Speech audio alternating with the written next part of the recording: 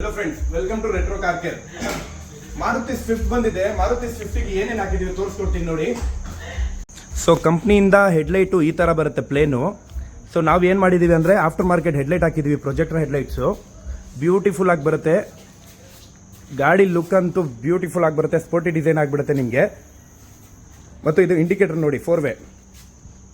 ಮತ್ತು ಇದು headlight, warm white headlight, high beam low beam.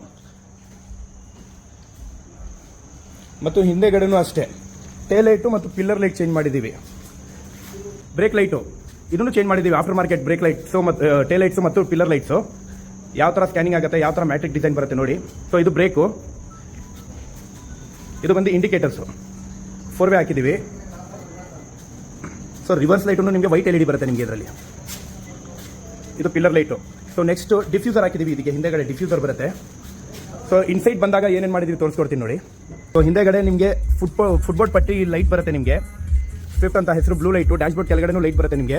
ಮತ್ತು ಮ್ಯೂಸಿಕ್ ಸಿಸ್ಟಮ್, ಆಂಡ್ರಾಯ್ಡ್ ಸಿಸ್ಟಮು ಯಾವ ಥರ ಕ್ಲಾರಿಟಿ ಬರುತ್ತೆ ನೋಡಿ. Android system.